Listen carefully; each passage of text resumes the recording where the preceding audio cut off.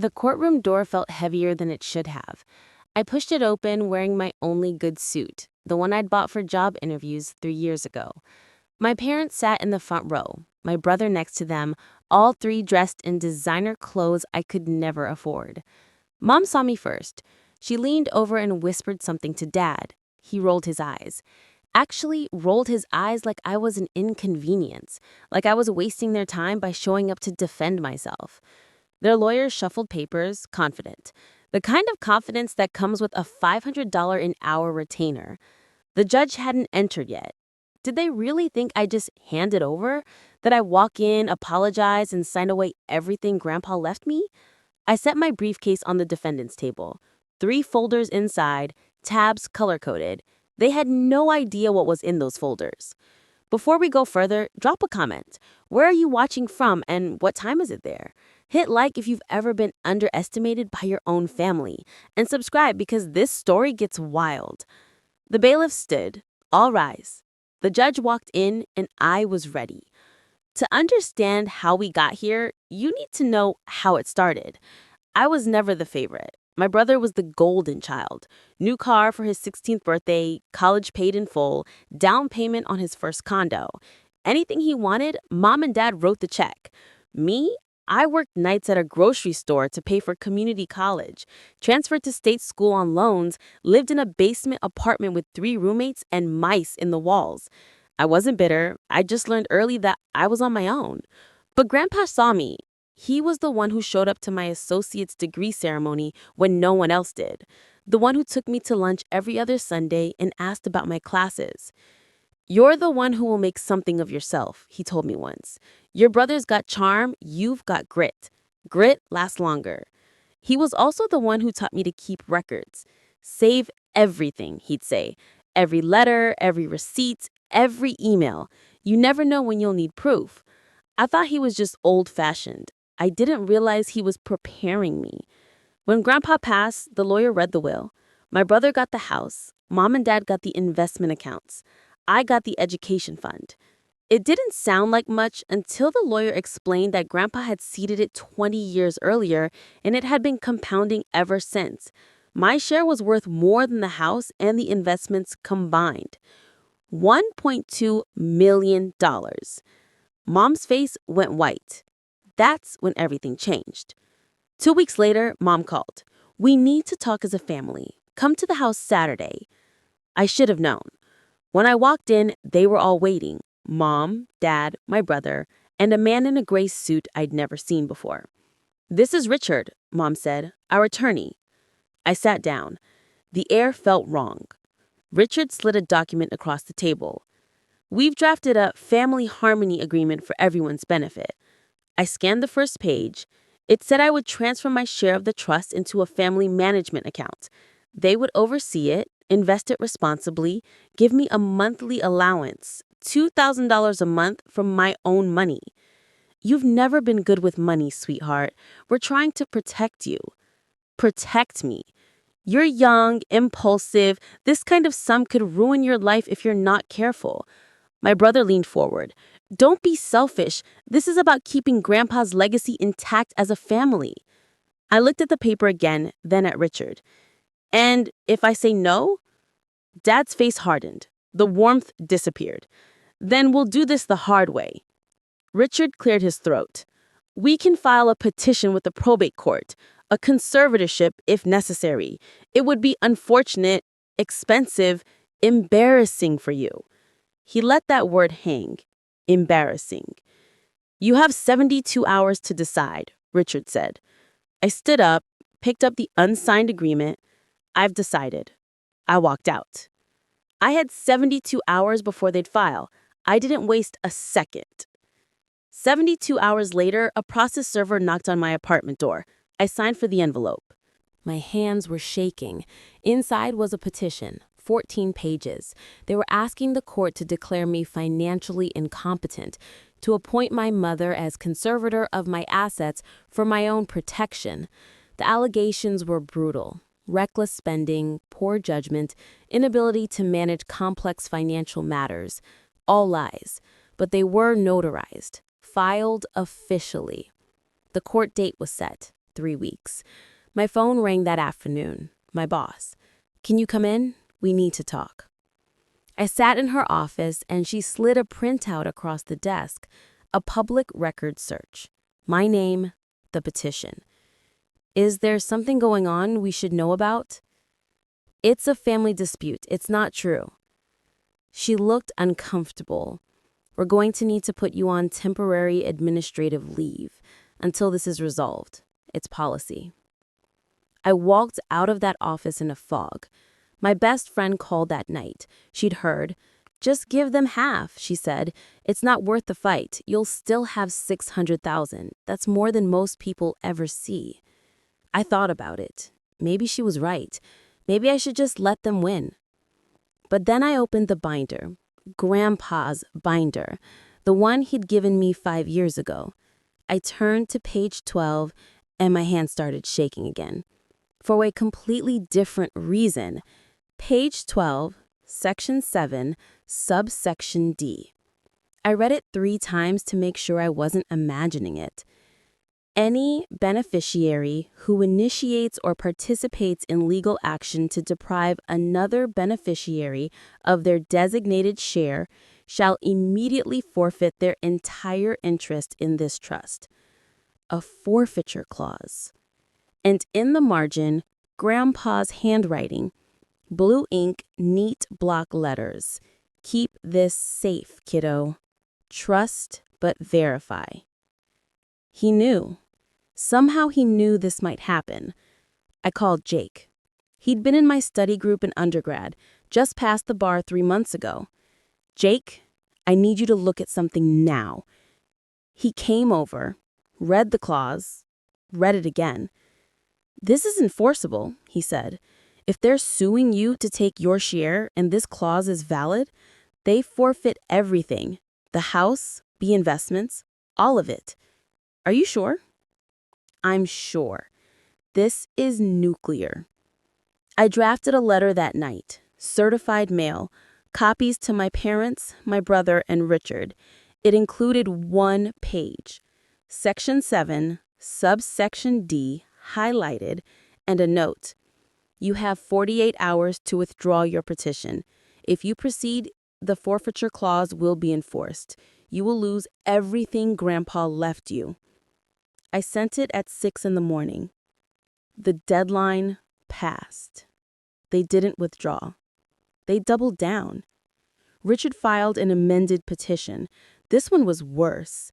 Now they were claiming undue influence, that Grandpa wasn't mentally sound when he set up the trust, that I had manipulated him. They attached an affidavit from a doctor who'd seen Grandpa once, 4 years before he died, for a routine checkup. The affidavit said Grandpa had shown signs of confusion. It was a lie, but it was notarized. Then my brother posted on Instagram a photo of Grandpa smiling from a family Christmas 10 years ago. The caption read, "Protecting his true wishes from those who would twist them. Family is forever." The comments poured in. People I'd gone to high school with, cousins, friends of friends. "She always seemed off. Money changes people. Praying for your family." My phone wouldn't stop buzzing. 2 days later, HR called again. "We're extending your leave pending resolution of the court case." For how long? Indefinitely. The court date was 1 week away. I couldn't sleep, couldn't eat. Every time I opened social media, there was another post, another comment. I sat at my kitchen table at 2 in the morning staring at the binder. If they wanted to play dirty, I had something they didn't know about. Something that would end this. I opened the binder to the trust amendment they'd submitted to the court, and I compared it to my original. The dates didn't match, neither did the notary seals. I laid both documents side by side.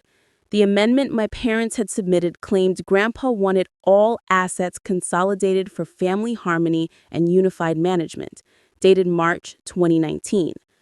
My original trust, signed and notarized, had no such amendment. But it was the seals that caught my eye. Different notaries, different embossers. I found the original notary's name in Grandpa's records and called him. He was retired, living in Arizona. I keep copies of everything I ever notarized, he told me. Send me the document number. I did. He called back an hour later. I never notarized that. That's not my seal. Someone had forged it. He sent an affidavit that afternoon. Then I paid $300 for a forensic document examiner. The report came back in 4 days. The signature on the amendment was digitally traced. The paper stock was manufactured in 2022, 3 years after the alleged signing date.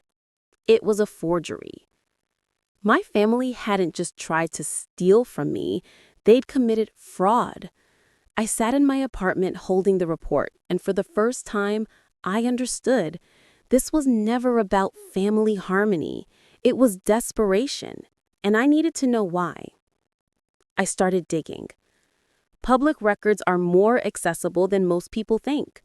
My brother's startup, the one Mom and Dad had been so proud of, I searched the business registry. Dissolved 6 months ago. I found a lawsuit, unpaid vendors, a default judgment for $340,000. Then I searched my parents' address. Foreclosure notice, public record, $485,000 owed. 90 days to pay or the bank takes the house. I pulled Dad's investment account. He'd mentioned it once at a family dinner years ago. Publicly traded enough that I could track it. Liquidated. Margin call wiped it out. I checked Mom's LinkedIn. Recent activity. She'd been liking posts about debt consolidation, retirement planning for people over 60. The math was simple. My brother's business failure, $340,000. The foreclosure, $485,000. Their combined trust shares, $670,000. My share, $1.2 million. They weren't evil. They were drowning, and they thought pulling me under would save them. I closed my laptop. I knew exactly what I had to do, and it wasn't what they expected. I didn't just want to defend myself. I wanted to end this cleanly, permanently.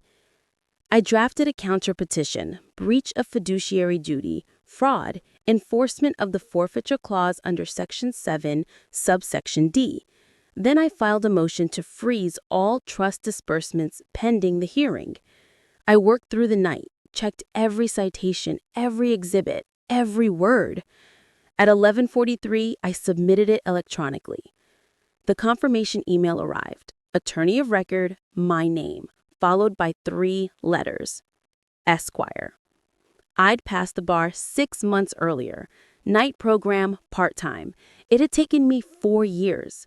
I hadn't told anyone, not my parents, not my brother, not even my friends. I kept it quiet because I didn't want the attention, didn't want the questions. But now it mattered. I printed my bar admission certificate, framed it, hung it on the wall. Grandpa would have been proud. The night before the hearing, I didn't sleep. I didn't need to. I ran through every argument, every piece of evidence, every question the judge might ask. I packed my briefcase, 3 folders, tabbed, organized.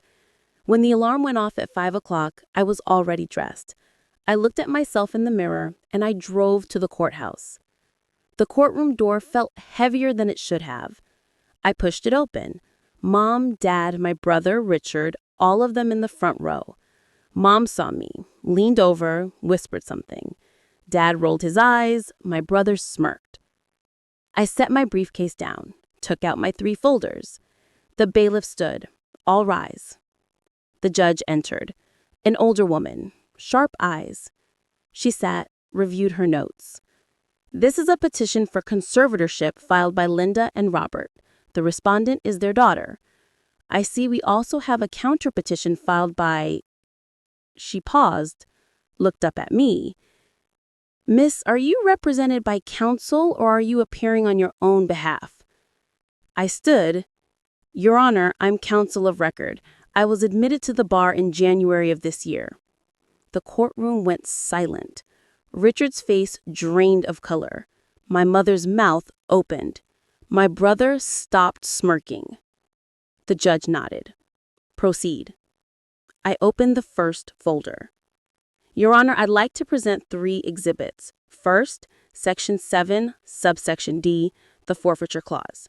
I handed a copy to the clerk. She passed it to the judge. This clause clearly states that any beneficiary who initiates legal action to deprive another beneficiary forfeits their entire share. The judge read it, then looked at Richard. Counselor, were you aware of this provision? Richard stammered. Your Honor, we were focused on our client's legitimate concerns about, were you aware? We were recently made aware, yes. I opened the second folder. Second exhibit, the trust amendment submitted by the petitioners claiming my grandfather wanted unified asset management. I placed it on the overhead projector. Third exhibit, a notary affidavits and forensic document analysis. I laid them side by side. The amendment is a forgery, different notary, traced signature, paper manufactured 3 years after the alleged signing date. The judge leaned forward. I handed her the forensic report. She read it slowly. Then she looked at my parents. Do you have an explanation for this? Silence. Richard stood. Your Honor, we'd like to request a continuance to... Denied. Do your clients have an explanation? More silence. The judge set the report down. I am dismissing the petition with prejudice. The forfeiture clause is enforceable and will be enforced. The petitioners will forfeit their shares under Section 7, subsection D. I am also imposing sanctions in the amount of $15,000 for filing a fraudulent document. This case will be referred to the district attorney for review. The gavel came down. I packed my briefcase. I didn't look back.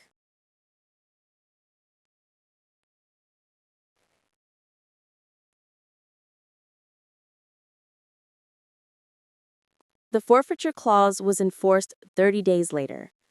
My parents lost the investment accounts. My brother lost the house. The assets were redistributed according to the secondary beneficiary clause Grandpa had written, a scholarship fund for first-generation college students in our county. Grandpa planned for this. Even if they contested, even if they fought, the money would still do good. My brother filed for bankruptcy 2 months later. He's working retail now, managing a store in the next town over. My parents sold their house before the bank could take it and moved into a 2-bedroom apartment. The district attorney reviewed the case, declined to file charges. My parents agreed to repay court costs, and Richard's firm quietly let them go as clients. No criminal record, just consequences. I took $400,000 from my share and established a scholarship in Grandpa's name. The first ceremony was last spring. 5 students, all of them working nights just like I did. I used the rest to pay off my loans, bought a small condo, and started a solo practice helping families navigate estate disputes. I set boundaries with my family. Low contact, supervised only, no holidays, no spontaneous visits. Mom sent an email 6 months later. I'm sorry things got so complicated. I hope you're doing well. No accountability. No real apology. I wrote back, thank you. I wish you the best. That was it. Dad hasn't spoken to me. I don't think he ever will, and I've made peace with that. Some people never admit they're wrong. That's their burden to carry, not mine. My brother reached out once, asked if we could get coffee. I said, no, maybe one day, but not now. Not until I'm ready. I keep my grandpa's picture on my desk every morning. The one from that Christmas. The same one my brother posted. But when I look at it now, I don't see the fight. I don't see the courtroom. I see the man who believed in me when no one else did. The man who taught me that love without respect is just control wearing a mask. I kept the receipts, just like he taught me. And I won. Not because I wanted revenge, but because I wanted my life back. So here's my question for you. What would you have done? Forgiven completely and let it go? Or kept the boundaries like I did? Drop your answer in the comments. I read them all. If this story made you think, hit subscribe. There are more stories like this coming. And remember, always keep receipts. One last thing. This is a fictionalized dramatization based on real experiences. It's not legal or financial advice. If you're dealing with something similar, talk to a licensed professional in your area. Thanks for watching.